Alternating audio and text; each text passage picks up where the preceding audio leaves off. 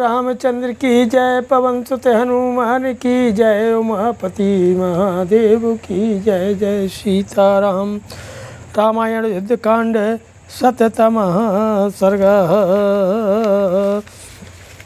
श्रीमद् वाल्मीकि रामायण के युद्ध कांड का 100वां सर्ग। तस्मन् प्रतिहते खेतु रावणो राक्षसाधिपा क्रोधं चतुर्गुणं चक्रे क्रोधाचस्त्रमनन्तरं मयेन विहितं रौद्रमन्यदस्त्रं महादितिः उत्सृष्टुं रावणो भीमं राघवाय प्रचक्रमे। अपने उस अस्त्र के नष्ट हो जाने पर महातेजस्वी राक्षस राजा रावण ने दूना क्रोध प्रकट किया। उसने क्रोधवश श्री राम के ऊपर एक दूसरे भयंकर अस्त्र को छोड़ने का आयोजन किया जिसे मयासुर ने बनाया था।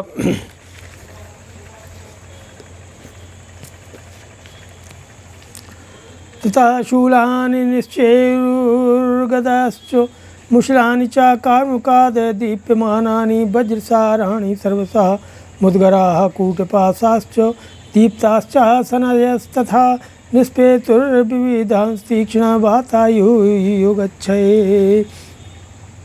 उस समय रावण के धनुष से वज्र के समान दृढ़ और दमकते हुए शूल गदा मूसल मुदगर कूट पासा चमाती अशनि आदि भांति भांति के तीखे अस्त्र छूटने लगे, मानो प्रलय काल में वायु के विविध रूप प्रकट हो रहे हों।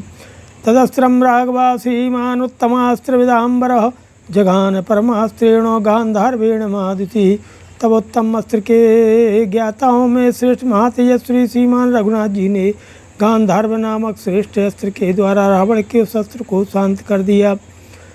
तस्मन् प्रतिहते अस्त्रे तु रावेण महात्मना रावणः क्रोधतां राक्षसौर्यमस्त्रमुदीर्यतो। महात्मा रघुनाथ जी के द्वारा उस अस्त्र के प्रतिहत हो जाने पर रावण के नेत्र क्रोध से लाल हो गए और उसने सूर्यास्त्र का प्रयोग किया। ततश्चक्राणि निष्पेतुर्भास्वराणि महान्ति च कार्मुकाद भीम वेगस्य दशग्रीवस्य धीमतः। फिर तो भयानक वेगशाली बुद्धिमान राक्षस दशग्रीव के धनुष से बड़े बड़े तेजस्वी चक्र प्रकट होने लगे। तैरासीद गगनम दीप्तम संपद्भीषमं ततः पतद्भिश्च दिशो दीप्ता चंद्र सूर्य ग्रहिर्वो। चंद्रमा और सूर्य आदि ग्रहों के समान आकार वाले वे दीप्तिमान अस्त्र सत्सवोर प्रकट होते और गिरते थे। उनसे आकाश में प्रकाश छा गया और संपूर्ण दिशाएं उद्भासित हो उठी।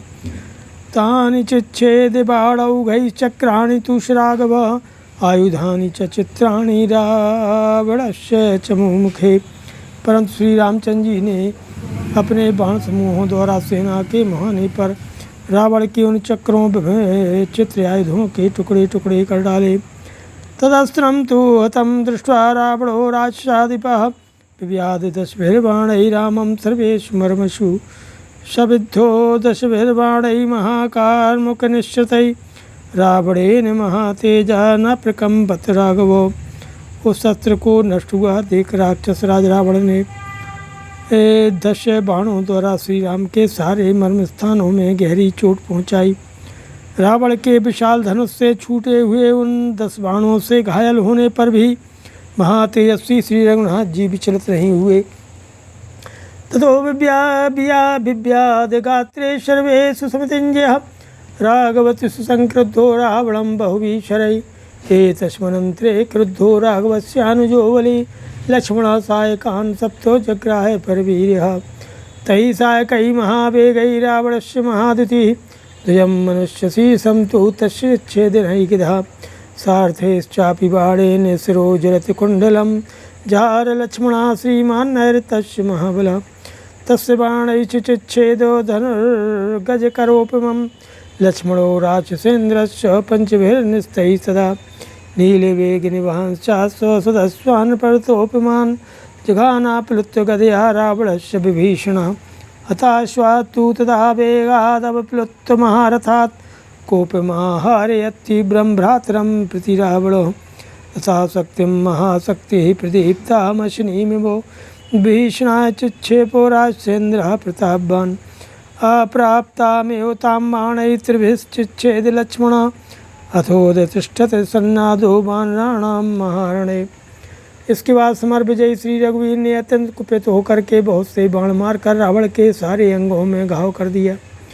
इसी बीच में शत्रु वीरों का संहार करने वाले महाबली रामानुज लक्ष्मण ने कुपित हो 7 सहायक हाथ में लिए। उन महान वेगशाली सहायकों द्वारा उन महातेजस्वी सुमित्रा कुमार ने रावण की ध्वजा के, जिसमें मनुष्य की खोपड़ी का चिन्ह था, कई टुकड़े कर डाले। इसके बाद महाबली श्रीमान लक्ष्मण ने एक बाण से उस राक्षस के सारथी का जगमगाते हुए कुंडलों से मंडित मस्तक भी काट लिया। इतना ही नहीं, लक्ष्मण ने 5 पहने बाण मार करके उस राक्षस राज के हाथी की सूंड के समान मोटे धनुष को भी काट डाला। इसके बाद विभीषण ने उछलकर अपनी गदा से रावण के नील मेघ के समान कांति वाले सुंदर पर्वताकार घोड़ों को भी मार गिराया। घोड़ों के मारे जाने पर रावण अपने विशाल रथ से वेगपूर्वक कूद पड़ा और अपने भाई पर उसे बड़ा क्रोध आया। तब उस महान शक्तिशाली प्रतापी राक्षस राज ने विभीषण को मारने के लिए एक वज्र के समान प्रज्वलित शक्ति चलाई। वह शक्ति अभी विभीषण तक पहुँचने भी नहीं पाई थी कि लक्ष्मण ने 3 बाण मारकर उसे बीच में ही काट दिया। यह देखकर उस महासमर में वानरों का महान हर्षनाद गूंज उठा। संपपाते तथा छिन्ना शक्ति कांचन मालिनी सविस्फुरलिंगा ज्वलिता महोल के बुधिवस्थिता तथा संभाविते तराम कालेनापि दुराशदाम जग्राय विपुलां शक्तिं दीप्यमानां स्वतेजसा सवेगिता बलवता रावणेन दुरात्मना जज्ज्वाल सुमहातेजा दीप्ता शनि संप्रभा एतस्मिन्नन्तरे वीरो लक्ष्मणस्तं विभीषणं प्राणसंशयमापन्नं तूर्णम् अभ्युपद्यतो तं विमोक्षयितुं वीरश्चापमायम्य लक्ष्मणः रावणं शक्तिहस्तं वै सर्वर्षैर्वाकिरत् कीयमाणः सरौघेण विसृष्टेन महात्मना नापि हर्तुं मनश्चक्रे विमुखीकृतविक्रमः मोक्षितं भ्रातरं दृष्ट्वा लक्ष्मणेन समरावणः लक्ष्मणाभिमुखस्तिष्ठन्निदं वचनमब्रवीत् मोक्षितस्ते बलश्लाघ्यन् यस्मादेवं विभीषणा विमुच्य राक्षसं शक्तिस्त्वयीयं निपात्यते। सोनों की माला से अलंकृत वह शक्ति 3 भागों में भक्तों का पृथ्वी पर गिर पड़ी, मानो आकाश से चिंगारियों सहित बड़ी भारी उल्का टूट कर गिरी हो। इसके बाद रावण ने विभीषण को मारने के लिए एक ऐसी विशाल शक्ति हाथ में ली जो अपनी अमोघता के लिए विशेष विख्यात थी। काल भी उसके वेग को नहीं सह सकता था। वह शक्ति अपने तेज से दीप्त हो रही थी। दुरात्मा बलवान रावण के द्वारा हाथ में ली हुई वह वेगशालिनी महातेजस्विनी और वज्र के समान दीप्तिमती शक्ति अपने दिव्य तेज से प्रज्वलित हो उठी। इसी बीच में विभीषण को प्राण संशय की अवस्था में पड़ा देख वीर लक्ष्मण ने तुरंत उनकी रक्षा की। उन्हें पीछे करके वे स्वयं शक्ति के सामने खड़े हो गए। विभीषण को बचाने के लिए वीर लक्ष्मण अपने धनुष को खींचकर हाथ में शक्ति लिए खड़े हुए रावण पर बाणों की वर्षा करने लगे। महात्मा लक्ष्मण के छोड़े हुए बाण समूहों का निशाना बन करके रावण अपने भाई को मारने के पराक्रम से विमुख हो गया। अब उसके मन में प्रहार करने की इच्छा नहीं रह गई। लक्ष्मण ने मेरे भाई को बचा लिया, यह देख रावण उनकी ओर मुँह करके खड़ा हो गया और इस प्रकार बोला, अपने बल पर घमंड रखने वाले लक्ष्मण, तुमने ऐसा प्रयास करके विभीषण को बचा लिया है, इसलिए अब उस राक्षस को छोड़कर मैं तुम्हारे ऊपर ही इस शक्ति का प्रहार करता हूँ। एकाते हृदय भित्वा शक्तिर्लोयते लक्षणा मद बाहुपरिघोत्सृष्टा प्राणानादाय सती इत्युक्त्वा तां शक्तिम् 8 घण्टां महाश्वनं मयेन माया विहिताममोघां शत्रुघातिनीं लक्ष्मणाय समुद्देश्य ज्वलन्तीमिव तेजसा रावणः परम क्रुद्धश्चिक्षेप च ननाद च स क्षिप्ता भीम वेगेन वज्रासनिशमश्वना शक्तिरभ्यपतत वेगा लक्ष्मणं रणमूर्धनि तामनुव्याहरत् शक्तिमापतन्ति सरागवः स्वस्त्यस्तु लक्ष्मणायेति मोघाय भवोद्यम रावणेन रणे शक्तिः क्रुद्धेनाशी विशोपमः मुक्तासूरस्य भीतस्य लक्ष्मणस्य ममज्ज च सा न्यपतत्सा महावेगा लक्ष्मणस्य महोरसी जिह्वे भूर्गराजस्व दीप्यमाना महाद्युति ततो रावणवेगेन सुदूरमवगाढया शक्त्या विभिन्नहृदया पपाति भुवि लक्ष्मणो तदवस्थं समीपस्थो लक्ष्मणं वेप्रेक्ष्य राघवो भ्रातृस्नेहान् महातेजा विखण्ड हृदयो भवतो। यह शक्ति स्वभाव से ही शत्रुओं के खून से नहाने वाली है। यह मेरे हाथ से छूटते ही तुम्हारे हृदय को विदीर्ण करके प्राणों को अपने हाथ साथ ले आई जाएगी। ऐसा कह करके अत्यंत कुपित हुए उस रावण ने मयासुर की माया से निमित्त 8 घंटों से विभूषित तथा महाभयंकर शब्द करने वाली उस अमोघ एवं शत्रुघातिनी शक्ति को, जो अपने तेज से प्रज्वलित हो रही थी, लक्ष्मण को लक्ष्य करके चला दिया। बड़े जोर से गर्जना की। वज्र और शनि के समान गड़गड़ाहट पैदा करने वाली वह शक्ति युद्ध के मुहाने पर भयानक वेग से चलाई गई और लक्ष्मण को वेगपूर्वक लगी। लक्ष्मण की ओर आती हुई उस शक्ति को लक्ष्य करके भगवान श्री राम ने कहा, लक्ष्मण कल्याण हो, तेरा प्राण नाश, विषयक उद्योग नष्ट हो, अतएव तू व्यर्थ हो जा। वह शक्ति विषधर सर्प के समान भयंकर थी। रणभूमि में कुपित हुए रावण ने जब उसे छोड़ा तब वह तुरंत ही निर्भय भी लक्ष्मण की छाती में डूब गई। नागराज वासुकी की जिह्वा के समान दीप्यमान वह महातेजस्विनी और महावेगवती शक्ति जब लक्ष्मण के विशाल वक्षस्थल पर गिरी तब रावण के वेग से बहुत गहराई तक धंस गई। उस शक्ति से हृदय विदीर्ण हो जाने के कारण लक्ष्मण पृथ्वी पर गिर पड़े। महातेजस्वी रघुनाथ जी पास ही खड़े थे। वे लक्ष्मण को इस अवस्था में देखकर भ्रातृ स्नेह के कारण मनीहन विषाद में डूब गए। कसमुहूर्ति में ध्यात्वा बाष्पर्याकुले क्षणा बभूव संरब्धतरो युगान्त्योपावकः न विखादश कालोऽयमिति संचिन्त्य राघवो चक्रे सुमूलं युद्धं रावणस्य वधे धृतः। सर्वयत्नेन महता लक्ष्मणं परिवीक्ष्य च सादर्शतो रामः शक्त्या भिन्नं महावे लक्ष्मणं रुधिरादिग्धं सपन्नगमिवाचलं तामपि प्रेतां शक्तिं रावणेन मद्बलीयश। यत्नतस्ते हरिश्रेष्ठा न से कुरवमर्दितुम् अर्दिताश्च बाणौघैस्ते प्रवेकेन रक्षसाम्। सौमित्रे शावनिर्भिद्यो प्रविष्टा धरणीतलं तां कराभ्यां परामृश्य रामः शक्तिं भयावहम्। भवन्य समरे क्रुद्धो बलवान् विचिकर्ष च तस्य निष्कर्षतः शक्तिं रावणेन बलीयश। सः सर्वेषु मगात्रेषु पतितः मर्मभेदिनः अचिन्तयित्वा तान् बाणान् समाश्लिष्य च लक्ष्मणम् अब्रीच्य हनुमन्तं सुग्रीवं च महाकपिम्। वे 2 घड़ी तक चिंता में डूबे रहे, फिर नेत्रों में आंसू भरकर प्रलय काल में प्रज्वलित हुई अग्नि के समान अत्यंत रोष से उद्दीप्त हो उठे। यह विषाद का समय नहीं है, ऐसा सोच करके श्री रघुनाथ जी रावण के वध का निश्चय करके महान प्रयत्न के द्वारा सारी शक्ति लगाकर और लक्ष्मण की ओर देखकर अत्यंत भयंकर युद्ध करने लगे। इसके बाद श्री राम ने उस महासमर में शक्ति से विदीर्ण हुए लक्ष्मण की ओर देखा। वे खून से लथपथ होकर पड़े थे और सर्पयुक्त पर्वत के समान जान पड़ते थे। अत्यंत बलवान रावण की चलाई हुई उस शक्ति को लक्ष्मण की छाती से निकालने के लिए बहुत प्रयत्न करने पर भी वे श्रेष्ठ वानर गण सफल न हो सके, क्योंकि वे वानर भी राक्षस शिरोमणि रावण के बाण समूहों से बहुत पीड़ित थे। वह शक्ति सुमित्रा कुमार के शरीर को विदीर्ण करके धरती तक पहुंच गई थी। तब महाबली रघुनाथ जी ने उस भयंकर शक्ति को अपने दोनों हाथों से पकड़ करके लक्ष्मण के शरीर से निकाला और सम्रांगण में कुपित हो उसे तोड़ डाला।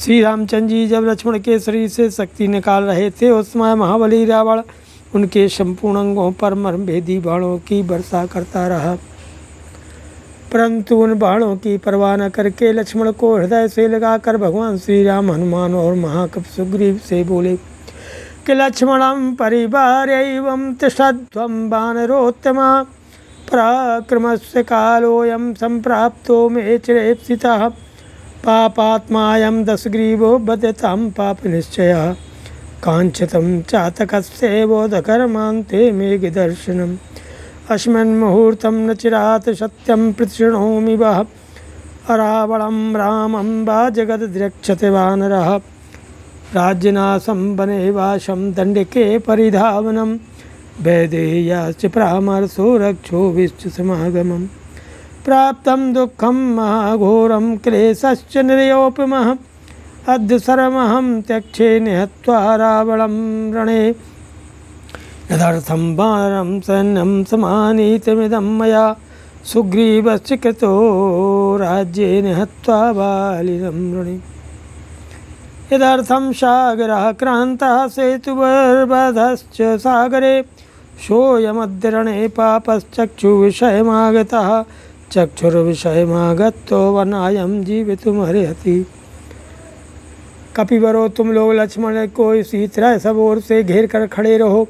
अब मेरे लिए उस पराक्रम का अवसर आया है जो मुझे चिरकाल से अभीष्ट था। इस पापात्मा एवं पापपूर्ण विचार रखने वाले दशमुख रावण को अब मार डाला जाए, यही उचित है।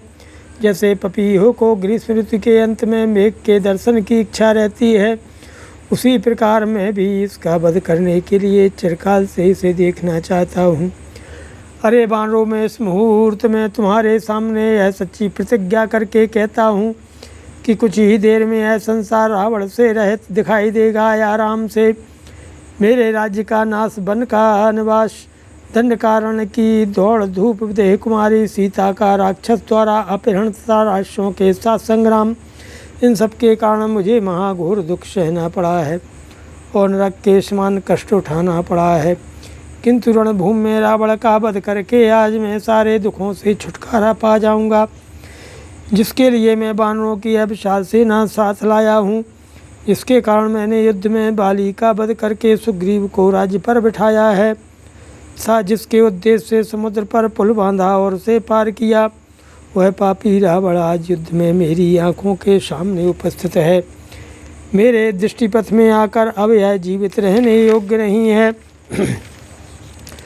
दृष्टिम दृष्टिविशस्यैव सर्पस्य मम रावणः यथा वा वैनते यस्यो दृष्टिं प्राप्तो भुजङ्गमः सुखं पश्यतु दुर्धर्षां युद्धं वानरपुङ्गवा आसीना पर्वताग्रेषु मामेदं रावणश्च अद पश्यन्तु रामस्य रामत्वं मम संयुगे त्रयो लोकः स गन्धर्वा सदेवा सरस्कीसिचारणा अद्य कर्म करिष्यामि यल्लोका सचराचरा सदेवा कथयिष्यन्ति यावद्भूमिर्धरिष्यति समागम सदा लोके यथा युद्धं प्रवर्तितं यो मुक्ता सैवाणैः तप्त काञ्चन भूषणैः आजघान रणे रामो दशग्रीवं समाहिता।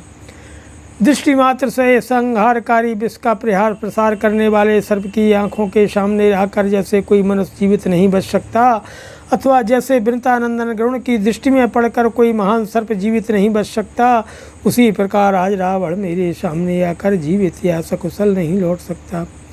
दुर्धर्ष वानर शिरोमणियों, अब तुम लोग पर्वत के शिखरों पर बैठकर मेरे और रावण के युद्ध को सुखपूर्वक देखो।